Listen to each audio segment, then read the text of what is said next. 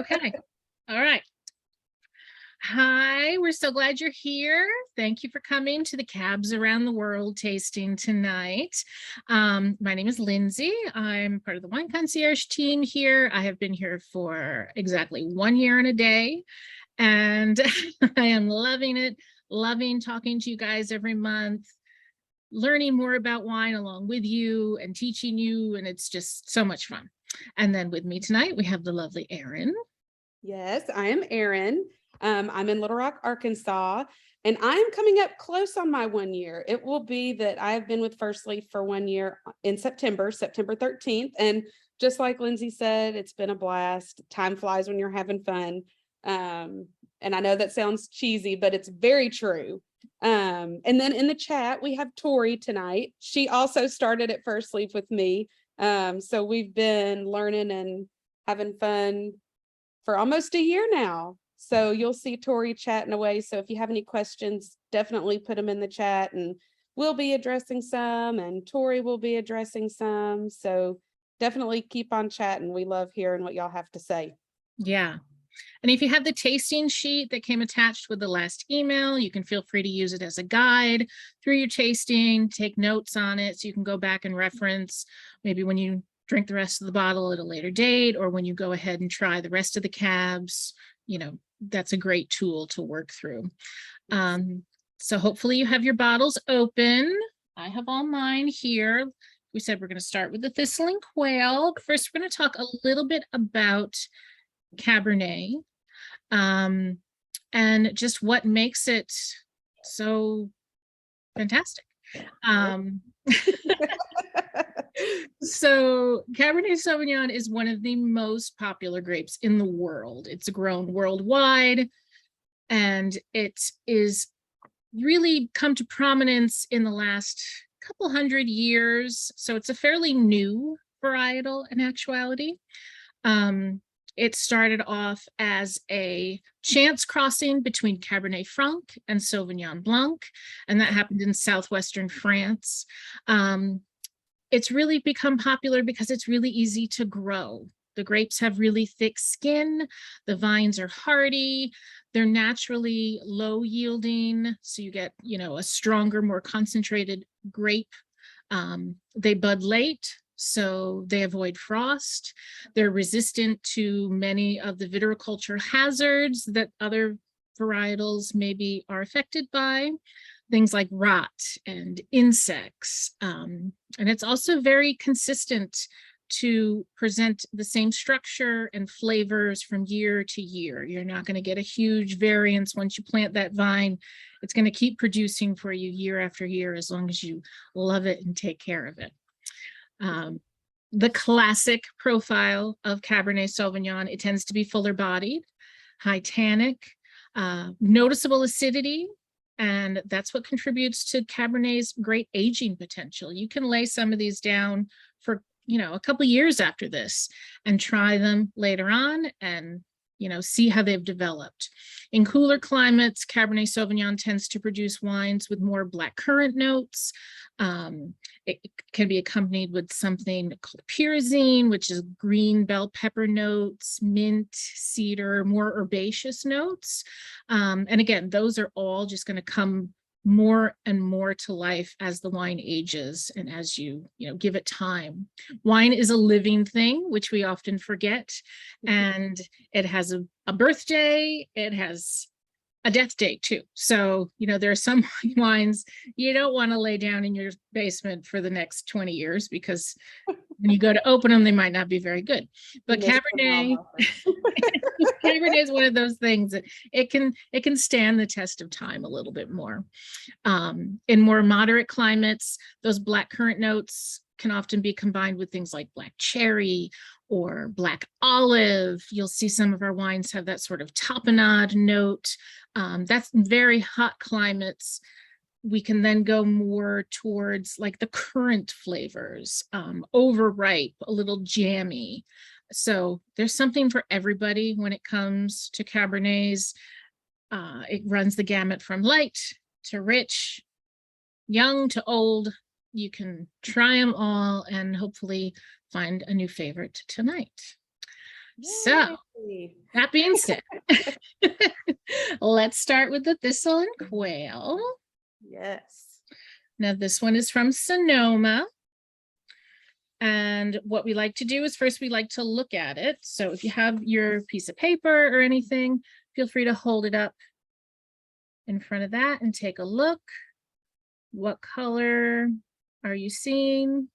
Anything from purple to ruby to garnet. What are you guys seeing? I'm definitely getting a really almost like a mixture of a red and purple, like a ruby garnet, you know, because it's not quite ruby, yep. Somebody No. said ruby purple. I agree. It is kind It's of a that purple ruby. That's right. That's right. It has a little bit of both to it, I think. Yeah. And you can tend to look from, so when you tilt, let's see if I can do it on camera. When you tilt your glass and you look from sort of that outer rim towards the middle, you get a sense of the richness of the wine and the body of the wine by how much does that color change. You know, in white wines out towards the rim, it can be almost clear. And even in some Pinots and things, some older wines, maybe you'll get like a brown ring there to show that it's been sort of oxidized a little bit more. This one, it's lighter at the edge, but it's pretty consistent. It's not a super heavy variation from tip to bottom, which is interesting to see. Yeah. And then we want to look down through the glass and see if we can see the stem. Anybody? A little bit. Yeah. It's not completely, you know, is it opaque? Yeah. I mean, I can, but I can see it a little bit. yeah, I can kind of read my first leaf envelope through it. So Yeah. I say it's kind of medium. Medium. Yeah, that's what I'm thinking. Yeah. All right. Now, the next thing we're going to do to capture those aromas is we're going to give it a swirl. So you're just going to gently rest it on your tabletop, swirl it around a little bit. We'll do it up here so you can kind of see it a little bit more. Right. You're just going to want to get that a wrist workout. I let mine. Yes. Sometimes I get a little carried away and it swirls out. I do that too. The more further along in the tasting we go, you might see me. Exactly. But I'll try to keep it contained for this one. Right. And that's really just going to release those aromas, is going to agitate the wine, if you will, and release the aromas that have been trapped up. That wine has been trapped in that bottle for, well, this is a 2020. So, 2 years now, it's been all scrunched up in there. So we want to really let it stretch itself out. Now, what are you guys smelling when you stick your nose in there? Scott says big nose on this one. It's pretty big. Yeah. I do agree. Yeah. I do get the red fruits. I do kind of get that, not tart, but that brighter red fruit for me. Yeah. Errol says cherries. Cherries. Yeah. Maybe super ripe raspberries. Yeah. So a good thing to think about when you're smelling your wines is to look at it in sort of 3 different categories, is how we look at aromas in wine. You have your primary aromas, which tend to be your fruits, your floral things, like the ones that really stand out. And then you're going to have your secondary notes, which can be things like oak. If there's oak aging, how is that influencing it?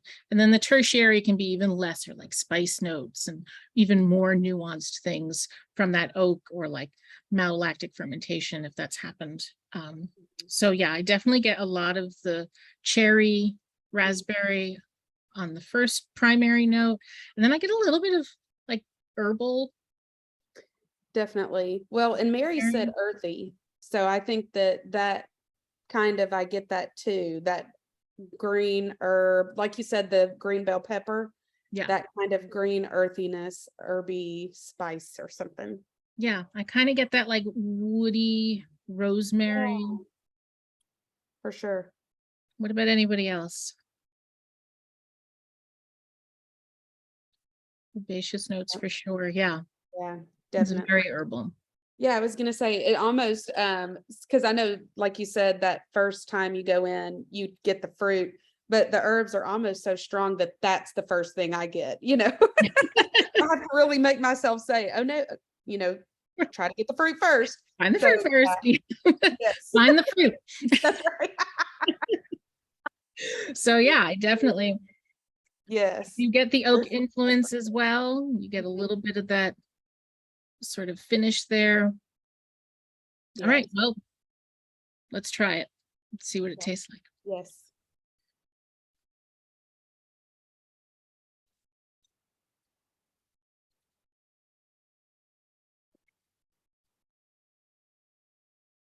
Honestly, to me, very consistent on the taste from the nose.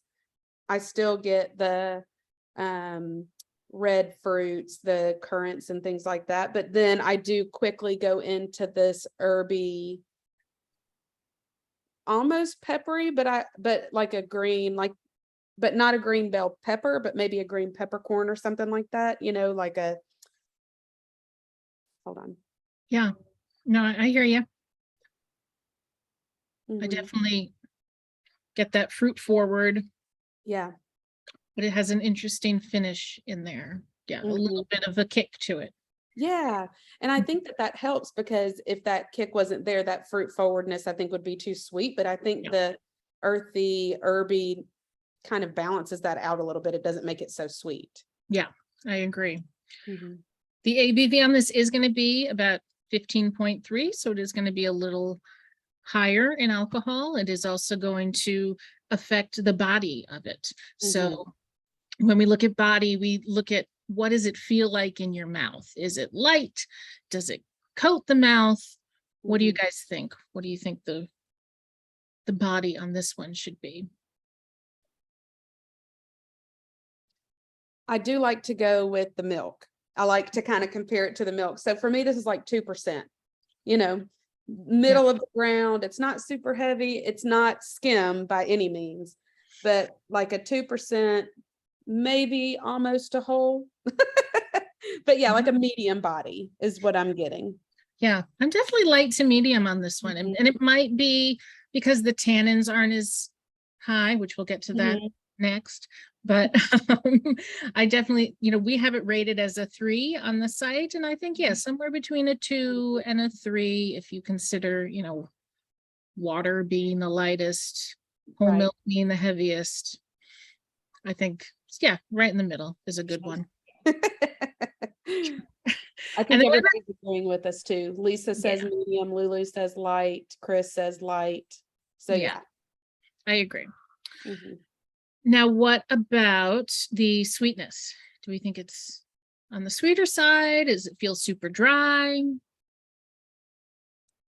It has a sweetness to it, but again, I do think it's balanced. I think that um, having this on its own, it's pretty balanced to me, but I would be interested to see how it compares to other cabs, once we get further down the line to go back and see, okay, what does it actually taste like comparatively speaking? But on its own, I think it's pretty balanced I personally. agree.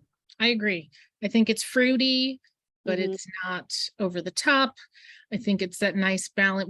Whenever I see red currant or something like that, it denotes a little bit more of a like unsweetened cranberry juice, Yeah. something like that, which I like. I like that note. It makes it feel a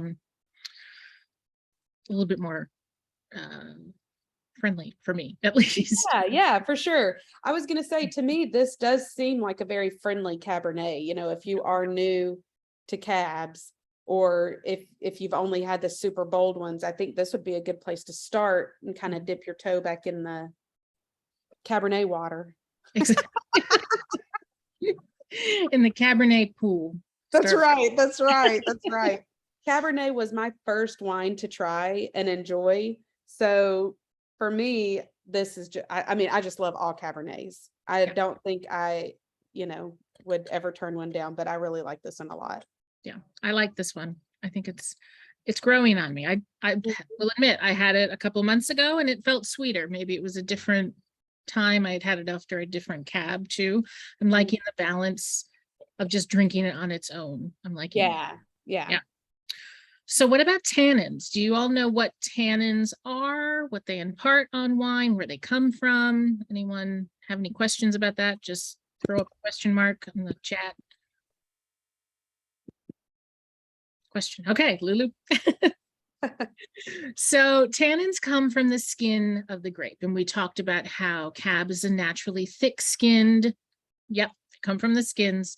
And since Cab is so thick-skinned, it tends to impart more tannins. Now, when we make red wine, what we do is we, crush the grapes and we let the skins and the seeds and everything sit in with the juice for a couple days to impart the color and the flavor. All juice, when it's first juiced, is clear. It's all white wine. So the way do we get the color is we put the skins and everything in. So that's when the tannins come in. And the tannins are the more astringent. They give it that sort of bite. They can make your mouth feel velvety or rough, or like your teeth are wearing sweaters, all those sorts of things. I love that one. So I think this one, if you look at it that way, how heavy do you think the tannins are? Do you think this is a super heavy tannic wine? Does it make you kind of go like this when you drink it, or is it a little smoother? For me, I think that it is a little bit more plush and velvet. I do get the tannins, but they're not. I've had some cabs before where the tannins are like almost sticky, like almost chewable, but I don't get that here. I do get more of just a plush velvet, but they're there. You know what I mean? And I like that they're there. I want Yes. my red wine to have a little bit of tannin to it, or a lot. Sometimes I want a lot of tannin, but I like this. I agree, Lisa. It's medium. Not too overpowering, but it's also not. It doesn't feel slippery in my mouth, which some wines that have maybe a bigger body but lesser tannin, they get that sort of more silky note. Yeah. One of us says medium, one says low medium. Okay. Oh, yeah. For me, I think this is just balanced all the way around. If like the tannins to me are perfect, the sweetness is a really nice balance, the body is great.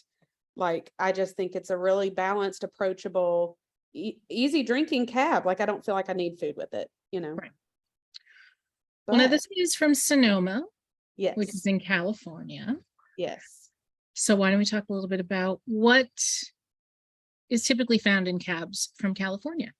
Absolutely. So typically in California cabs, you will get some herbs and some spice aromas, which I think we have seen a very good example of that tonight. And then you'll obviously get some fruit notes too. And it can go anywhere from red to dark fruits. So anywhere from this redcurrant cherry all the way to like the darker plums, blackberries, things like that. You typically will get a fuller bodied cab with a more structured tannin and fresh acidity. So again, I think that we've got a good representation of a Sonoma cab. In Sonoma, you've got a lot of sunlight, cool nights, but the sunlight during the day helps the grapes to really ripen. And then the soil is really well drained. So it's just the perfect environment for Cabernet growing. And yeah, like I said, I think this is a great example. We get the herbs, we get the red currant. So this is a really great representation of a Sonoma cab. But I know that we said it's easy drinking, and I know that we said it's nice on its own. What would you eat with this? I would go burgers, meat, portobello burgers. Yes. Maybe even if you had a hankering for some bittersweet chocolate and like like 85 and above. Not the milk, go like, kind of dark, heavy. Yeah. Not sweet at all. I think that might be a nice accompaniment to it. This is definitely a red wine that's going to like, some heavier foods to stand up against it, I think. Sure. I'm going to be very honest with you. I have never paired chocolate with Cabernet, with red wine. I've just never done it. I don't know. I know. I feel bad. I feel like I'm going to be in trouble.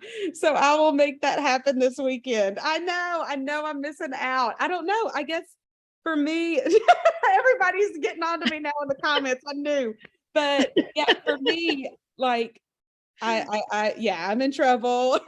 I'll get some dark chocolate this weekend. I like chocolate, but I'm not a huge chocolate eater. I don't know. But so for me, definitely the mushrooms. I love mushrooms, all kinds, the big portobellos, the small white mushrooms, the shiitakes, all of them. So I think for me, the mushrooms really hit home. But everybody, I promise you, I will do my homework and I'm going to try it with some chocolate. Like, I don't even know you. I don't even I'm very much more a savory person. If I am anybody too. here knows me, I'm going to pick up a slice of cheese before I pick up a piece of chocolate. So I'm the same. Yeah. My family, it's like dinner's done and they're like, where's the ice cream? My husband's the chocoholic. Oh, but every time I go to the grocery store and say, what do you need? He's like, chocolate. Because it's not something I think of because I don't eat it that often. No, and for us, it's cheese and charcuterie. Exactly. Go figure. I'm like, I need olives, I need hummus, Exactly. I need grape leaves. Exactly. I love it. Yeah, you could get chocolate. I have had spicy dark chocolate, and that is kind of where I typically go if I'm going to do something like that. It leans more savory, but anyway. But yeah, so I'm ready for the next one. We'll stop picking on you. We'll move on. I know. Let's move on from me, please. We're going to talk about the Wisdom Point now, the Robertson 2020 Cab from South Africa. And we're going to take a look at it and see already. I can see, I think it looks a little lighter than the Thistle. I was going to say, honestly, so I still have some Thistle. Very big difference to me. Just in the transparency for sure. Yeah. And the color, but yes, it does look light. It's definitely lighter. I can definitely clearly see my first leaf emblem through there. And even that transition from the rim to the stem is it's much more transparent, like you said. Okay. And so I like, sorry, I'm going to the color now. I didn't mean to interrupt, but I even get a little bit of like brown, orangey almost, like looking at the edge of wine, it almost comes through tawny. You know what I mean? A little bit, yeah. See that? Yeah. It's definitely not purple. It's not purple ruby like the last one. It's more tawny ruby. Orange ruby. Yeah. It's an orange ruby this time. Exactly. All right, so let's go ahead and give it a swirl. Let's stick our noses in.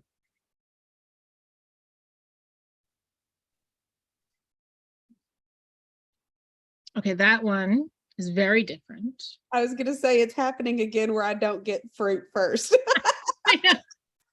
I don't really get any fruit on this one. No, definitely smoky, herby.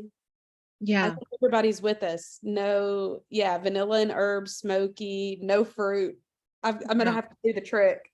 Yeah, so the trick is if you're really struggling, put your hand over the glass and then swirl it and trap all those odors in there. Odors sounds like a weird word, but aromas. Not odors, aromas. And then stick yours in there and it sort of concentrates everything. And yeah, I get that cigar box. Yeah. Barbecue Lay's chips is what Lulu says. Yeah, that like kind of smoky, sweet ketchup, tomato leaf sort of thing. I can't, now that I did the thing, I'm like Lisa, I get a little bit of cherry. A little bit. Let's see. Maybe like a stewed cherry or like a maraschino cherry, not necessarily like a fresh cherry for me, at least. It's been doctored. It's also kind of funny because I did the trick and now I get vanilla, which is also not a fruit, but still it's another aroma that I'm getting from this one. Yeah. All right. So let's taste it and see what it's like versus the Thistle.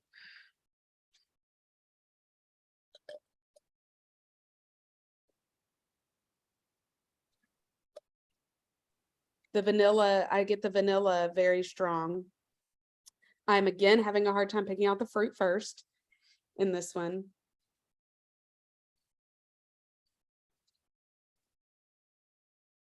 Mm.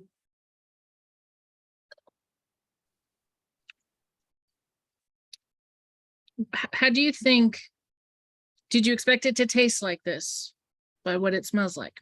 Actually, yes, I did, because I think that's the thing is I was getting the herby, smoky vanilla, and that's still what I'm getting. Yeah, I'm still getting vanilla. Yeah. Definitely the herbs, stronger on the herb in this one than in the Thistle, which I thought the Thistle was pretty powerful. So having that really nice green, white pepper, green pepper, corn, the vegetal flavor is really coming out strong for me in this one. Yeah, I feel like the smokiness is really coming to the now I'm getting that barbecue potato chip. I'm getting that sort of like balsamic reduction almost a little bit. It's got a little bit of a bite to it. It's kind of interesting because I think I'm getting like the red cherry kind of on like the sides, as I'm sipping.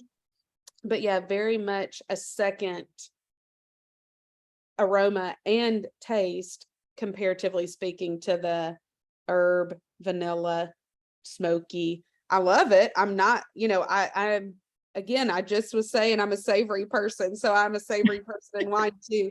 So I actually really like this one. Yeah. What would you say the body is on it though?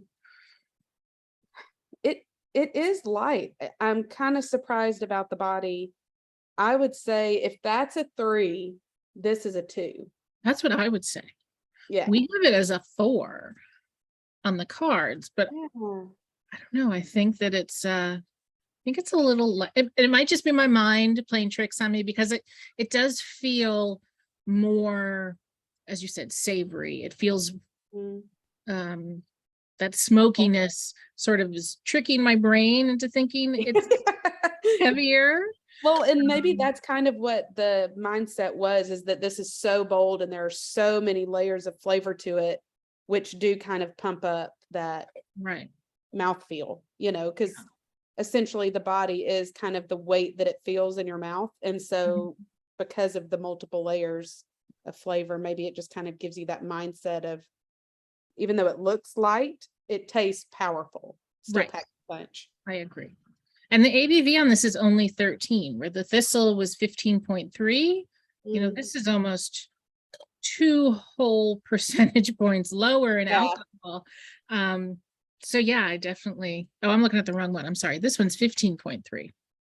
13.5. 13.5. Yeah, no, you're right. You're right. My dyslexia came in. 15.3, then 13.5. No, it is. Good. Jumped a little bit. Yeah, but I think that you can tell, like you can sort of notice that the difference. Alcohol tends to make a red wine in particular feel more full in body. So that's kind of a key note to look at when you're trying to determine the body. If it's, off the charts, like a Zinfandel at 16.5, it's probably going to seem pretty heavy versus, a 12 Sangiovese. So just something to keep in mind. All right. And I know some of you were talking about the tannins in there. You guys, you think they're medium, lighter than the Thistle? What do you think? Light tannins? I agree. I think that I was getting, they're there. It lingers a little bit, and I do get that drying effect a little bit, but to me, yeah, definitely not as velvety as the thistle. Right. You Yeah. know, these are different. I don't know how to explain it, but I think maybe it's more of the sweater on the teeth thing, but light Mhm. sweater, a Like, spring sweater. it's a Yeah. spring, Yeah. it's a spring, early summer sweater. Yeah. It's the sweater that you can wear when it's still 60 degrees in the summer. Yeah, agree. But yeah, no, I think that they're present, but not what I was expecting according to the structure, Yeah, agreed. the information. Agreed. Um, So this one is from South Africa. yes, this one Let's is from see. South Africa. Does it kind of jive with what we think South African cabs taste like?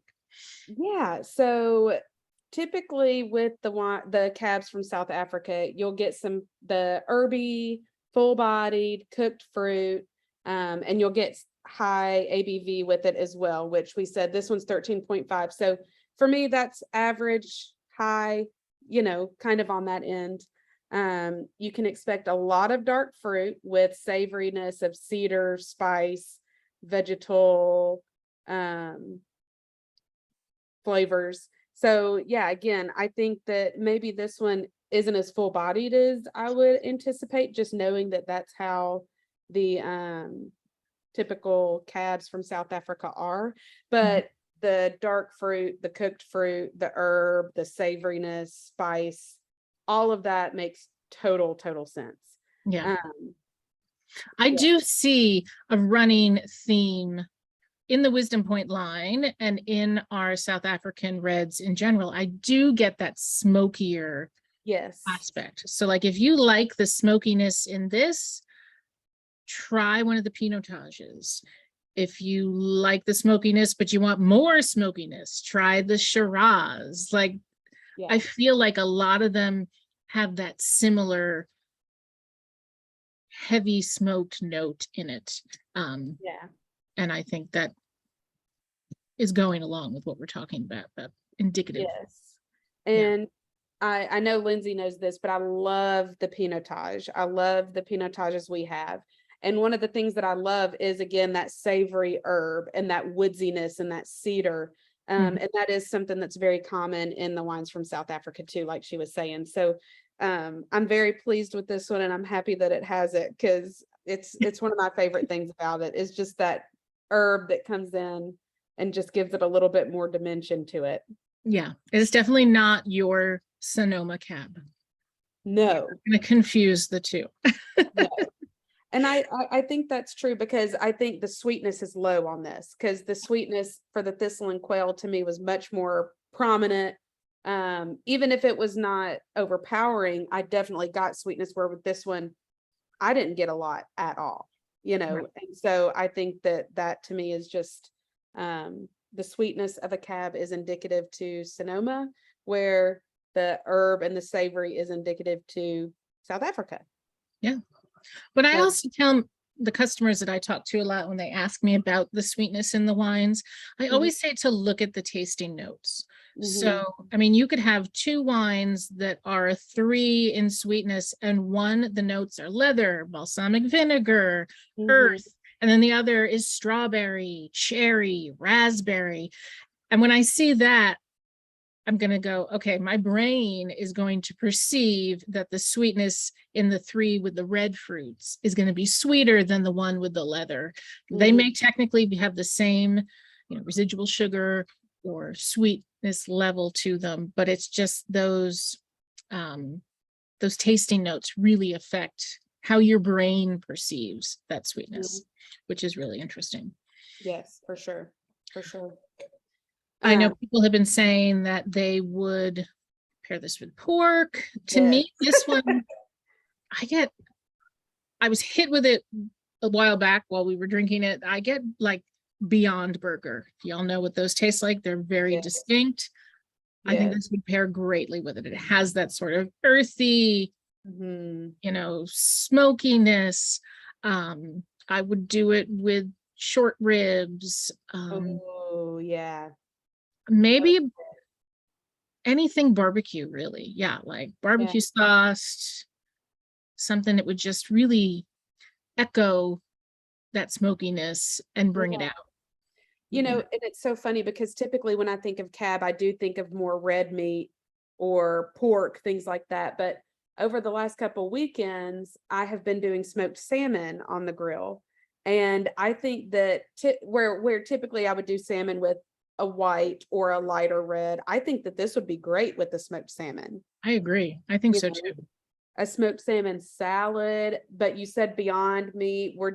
Tomorrow for dinner is a Beyond Burger salad. So I think that will be what I try with that. But yeah, smoked salmon, I think, is what I'm going to try to save some for the weekend and try that, because that to me, I think sounds delicious. I think so too. Yeah, anything that's going to sort of mirror that smokiness, I think is going to be great.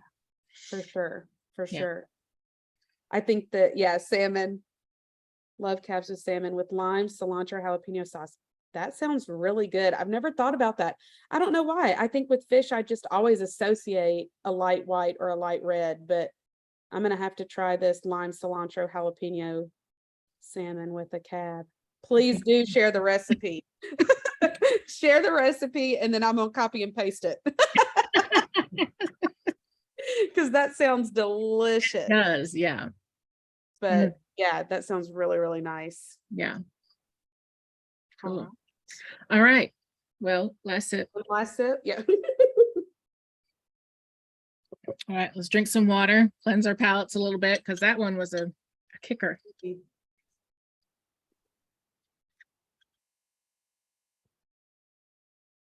Okay. So the last one we're going to do here is our Trozo. This is a 2019 from the Maule Valley in Chile. Let's take a look and see what this one looks like when we tilt it. Don't show the first leaf. This one definitely, it looks like kind of a mid between the Thistle and the Wisdom. Yeah, that's what I was gonna say. It's all like, because I've got the little bit left in each glass. So the Thistle is dark, the Wisdom Point's light, and this one's just right. It is. It's definitely that purple. Yeah. Ruby. That same color. This one, I think, too, goes more to the edges. Not to say that those didn't, but I notice it more on this one where the color goes more to the edge. It's very consistent. Yeah. From stem to rim. Yeah. And if we look down through the bottom, I can see my stem. I can see my hand. Yeah, this one's I think it's as light in that sense as the Wisdom Point was. It's not as opaque. Pure purple. That's what, Joanne says. Yep, I think so. All right. Should we give it a swirl? Let's give it a swirl.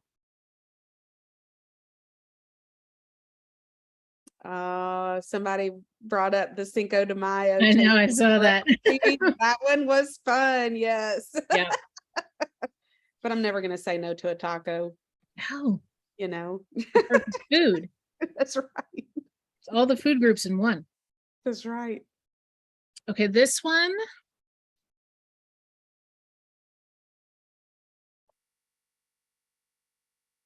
Lisa says citrus.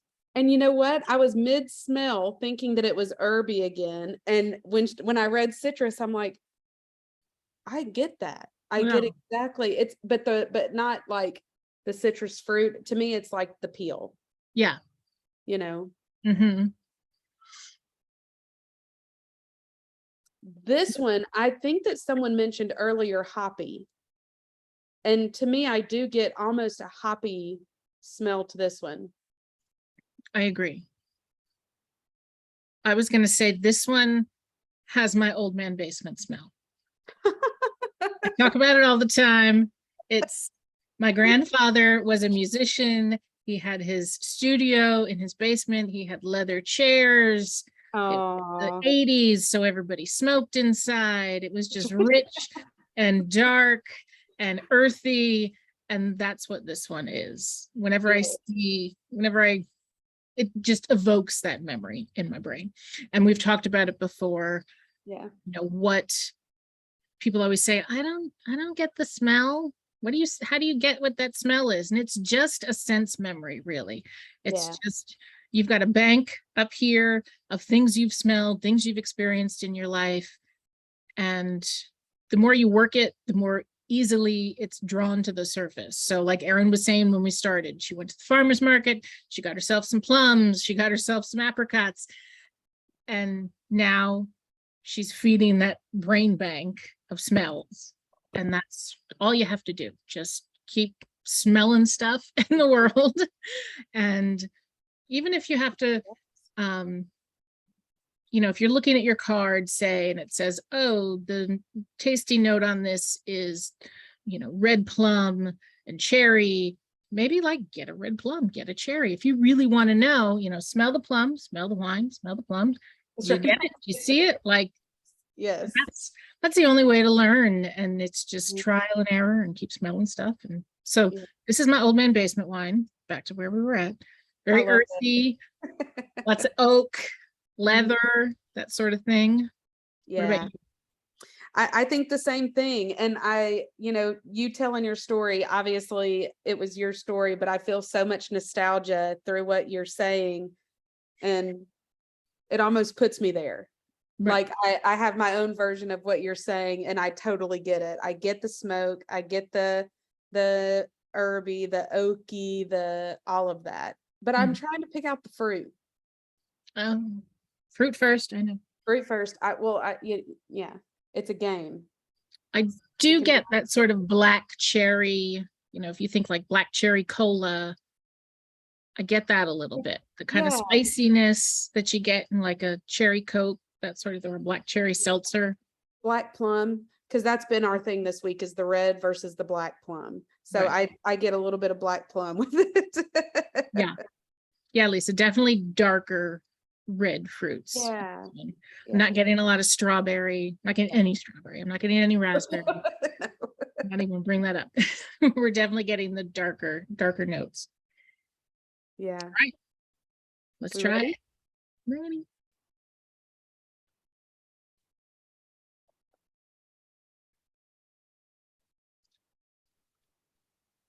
I found the fruit. I get the cherry and that plum, and maybe it's a red plum now that I'm tasting it. I feel like there's just a slight difference between red and black plum. Like you have to really, really think about it. But I get that. I'm getting the cherry, getting the plum. Yeah. I think I'm not surprised by the taste. It matches what I smelled. Yes. Not like, whoa, that came in a lot. Like, yeah, I get that sort of, I get the oak. I'm getting the earthiness, the savory notes to it. Yeah. But And I like feel it consistent. Yeah. And it is somewhere in between the thistle and the wisdom. Like it's not fruity like the thistle was, but it's not like super smoky. I'm not getting that barbecue note. It's like somewhere in the middle there. Yeah. I like it. I like it a lot. Let me get another sip and then I'll tell you my thought. I'm thinking of the sweetness. Okay. I was going to say, what do you think the body is?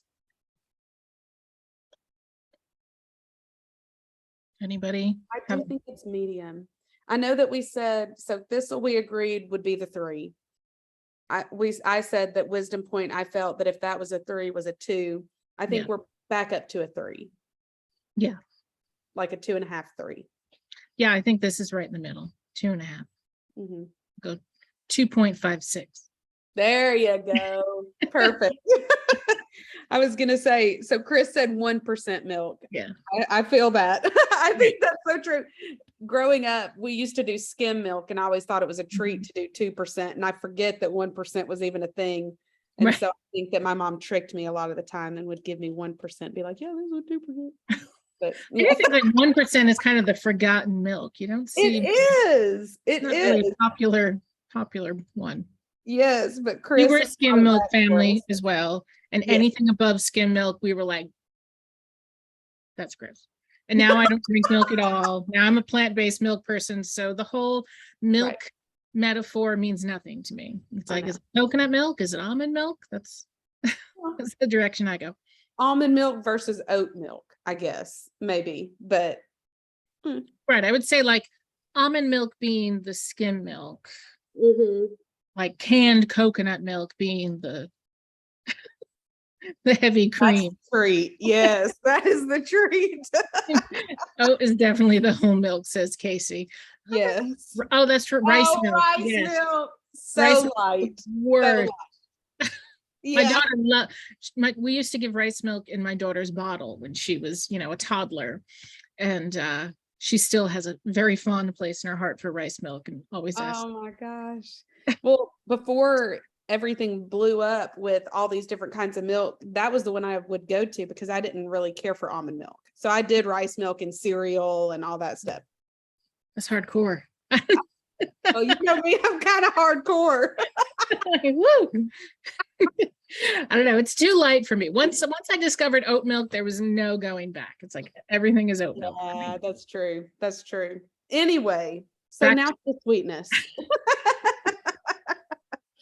I don't get a whole lot of sweetness in this one. Not what I thought I would. No, it's definitely more savory, dry, very dry. My mouth is like, yeah. And I get the tannin, and it is a little sticky. It's a little chewy. It's a little bit like, we're saying the tannins are a 2 on this one. I'm a flip-flop. I don't agree. In the tannin. Yeah. I might flip-flop the sweetness and the tannin, and that might be more what I'm tasting at least. Yeah, I think so. Yeah. As I'm starting to sip it more, I am getting more of the fruit, getting more of the cherry, more of the plum, and I'm getting more of that herb being secondary. So yeah, and the more it opens up, I mean, I've had these glasses poured for an hour now, and they're definitely different than when I first let them out of the bottle. That's for sure. Yeah. Mary says light tannins. Lisa says more tannins in this one than the wisdom point. I agree on that. I agree. Sure. Yeah. I so think too. it's more tannin. Yeah. But do we want to talk about the region? Yeah, let's learn a little bit more about Chile. Yes. So again, this one is from the Maule Valley in Chile. And Cabernet's from that region. You'll get the herbal, you'll get that herbaceousness, you'll get mint, green pepper, similar to cabs of the Napa Valley because they'll have those same black currant, black cherry, fig, those darker fruits, which this one definitely exhibits with the black cherry, the plum, and those richer, darker fruits, and baking spice, which now that I think about it, I might have to take another sip of this because maybe that's what I'm getting on the end too, is like a cinnamon herb. But anyway, so that is very typical of the Cabernets from Chile. And you'll find typically that the reds from this area are very well balanced, which I think that this one is pretty well balanced too. And something too about Chile is the Carmenere grape is very common there. And I feel like that has a lot of herbaceousness to it as well. And spice and savory is more prominent in that grape. So even though this is Cab, it has no Carmenere. I can see the kind of crossing of these flavor profiles in those two grapes. Right. You'll also often see Cab blended with Merlot and Carmenere in Chile. Yeah. That's a very classic red blend. Like if you all have had our Donosilla or the Open Secret. Yeah. Those that are was both a really that very good classic Chilean blend of Cab, Merlot, a little Carmenere to sort of give it a grounding. Yeah. Yeah. And Chris said allspice, which you are really knocking it out of the park. I didn't even think. And that really it like I get that.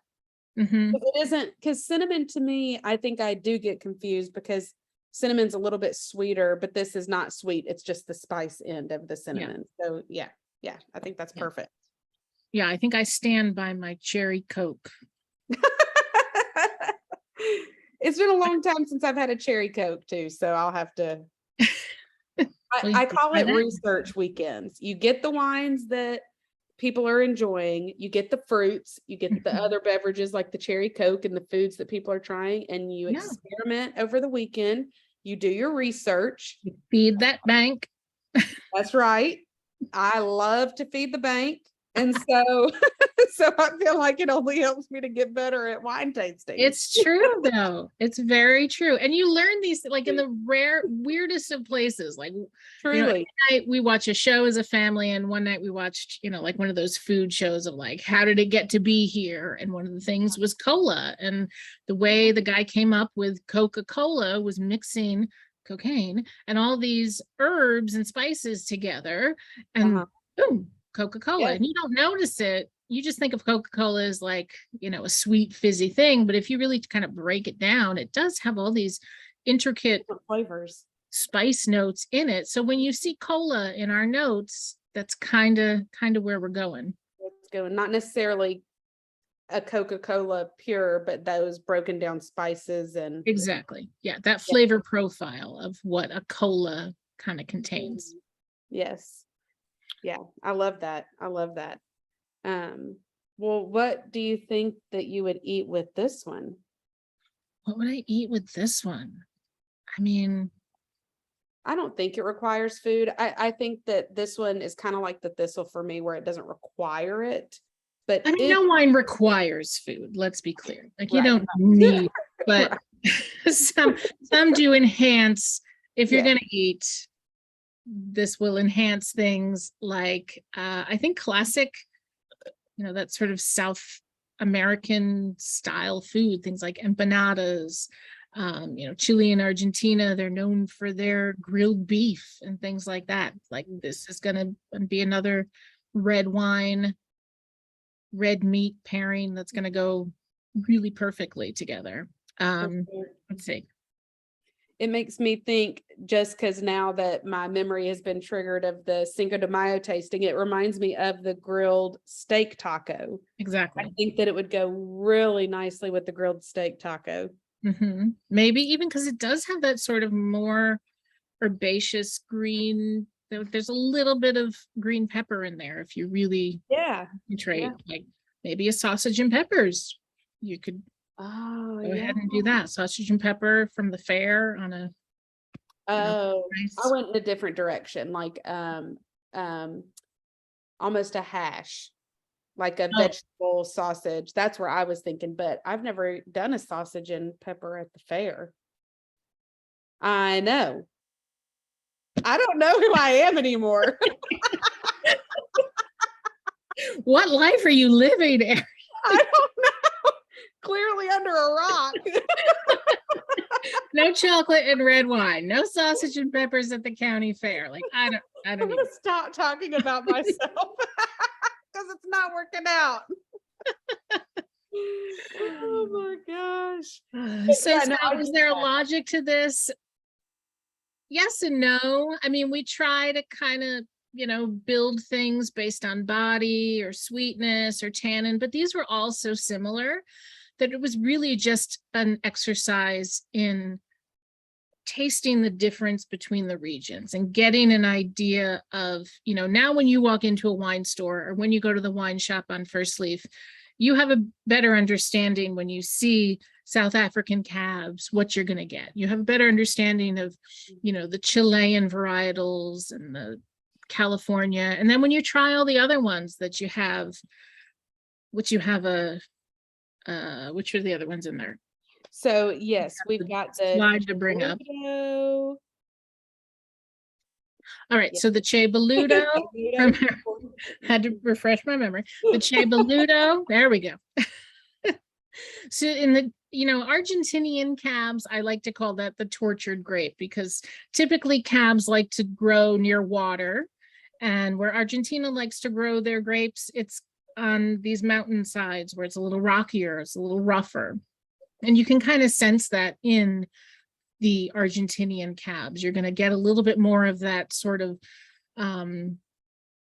broodingness, if you will. It's a darker, more can't remember the word that was used recently, but it's very a little bit riper, a little bit more exotic, if you will.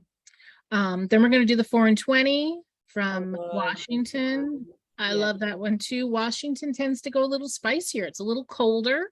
You know, it's, you know, a couple latitude lines north of Sonoma. So you're going to get a little bit more of that sort of currant and cassis and round dried herbs like thyme and more, even more rosemary than we got in that first Thistle and Quail. And then Australia loves its mint in its cabs. It's a really prevalent, common tasting note that you'll find. Black currant, a little bit more smokiness, not as smoky as the South African, I don't think, but at least in my experience, but you will get a little bit more of that sort of barbecue note in there as well. So those are the other 3 that should be in your box. Try them, take your notes, see if you agree with what we've said, and get back to us. Let us know what you think. Definitely let us know. I love the 4 and 20. It's another one of those kind of savory ones. So I think that one, but it's lighter. I've been telling people that you know, sometimes cabs can obviously be heavy. And I think that we've had 3 good examples of those cabs that can still be easy to drink in the summer. And I think the 4 and 20 is another one of those. Same for the Scissor Kick Cellars. I think both of those are really easy ones to drink in the summer months still. I agree. Lulu asks, when you open a bottle, how long do they last? Well, it can depend on whether it's white, rosé, red. If you're opening the cabs, if you're just sticking the cork back in, stick it in the fridge. And then next time you want to drink it, take it out about an hour before you're going to actually drink it. That's going to keep it the freshest, the longest. If you have, say, a stopper, one of those fancy vacuum seals. That's well, what I use. I'm just saying those decorative stoppers that so many people like to collect and you go on vacation or whatever, and they're pretty much similar to the cork. Stick it in the fridge. If you have a vacuum system where you put the cork in and you pump the air out, then you can kind of go a couple days, even up to a week. If Erin wants to admit how long she's kept some of her vacuum sealed wines, we'll let her. But again, if you're concerned, stick it in the fridge and then just take it out, 3, 2, 1, depending on how hot your house is, how cool you like your wine. Take it out a while beforehand so it can come back to life a little bit. But there's all sorts of systems also to store wine. There's systems where you pump gas in. There's sometimes systems where you pull gas out. There's all sorts of things. And if you have any questions, ask your wine concierge and we'll be happy to help you. Yes. Joanne says, poor Erin. Well, if you're going to cork it I don't play around with, if it's just corked, 3 to 5 days at the max. Yeah. But vacuum seal, I have had some cabs still taste good after about a week. I have let one go 2 weeks and I tried it and it was not good. So I do not recommend that. But the vacuum seals are really amazing. And as you know, we taste a lot of wines. So there's a lot of wines open. Yeah. And so I just vacuum seal and they can truly last a week or so in the fridge. So yeah. I would recommend asking your significant other for a Coravin for Christmas. Okay. For Erin, especially. Yeah. Okay, wine fridge and then the Coravin. Right. Well, because if you don't know, Erin does the wine down every other week. Yeah. We do internal tastings. We have to try all the wine working here. So Erin tends to have a lot of wine that she's trying at the same time. So and I You're give a lot of listening. it away. A But Corbin is a great thing to do.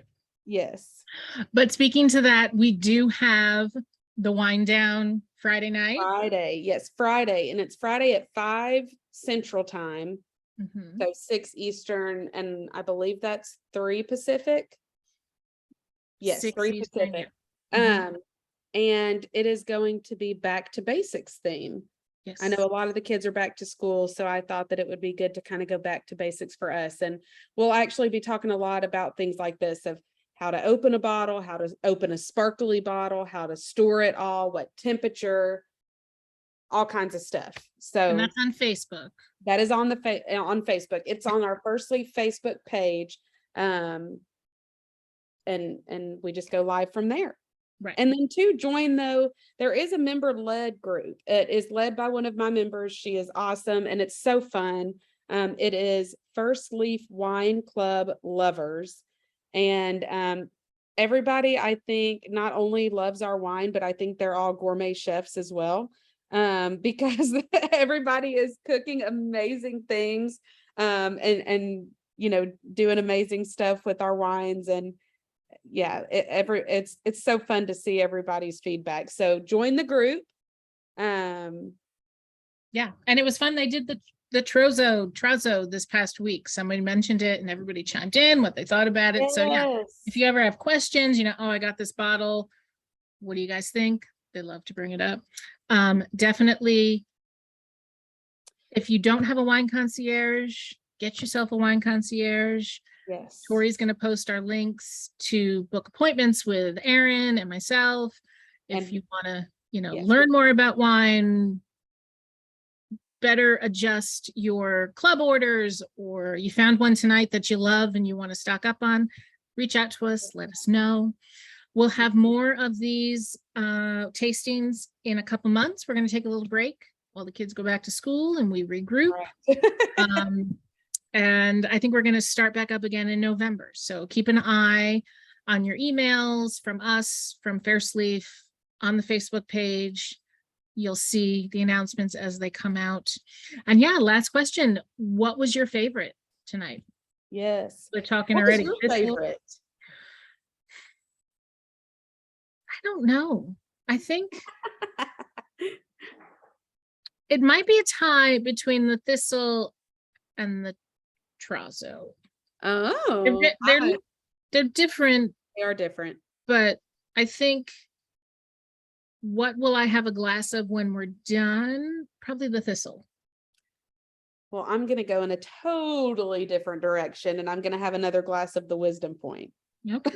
But I think I'm the only one. Everybody is loving the Thistle. So Lulu said that her husband liked the Wisdom Point. Okay, but yeah, everybody else is going to finish off that Thistle tonight, it looks like. Yeah. Yeah, no, I love the Wisdom Point. Love the Wisdom Point. I like the Wisdom Point too. I think it's a little smoky for your taste right now. For my Wednesday night. Yeah. Yeah. No, I hear you. And I'm Chris, the one with some the food. Argentinian one. I'll have to open that one up this weekend. I know it is just Wednesday, so one more glass. Yeah. I can't finish any of them. Gotta slow down a little bit. Yes.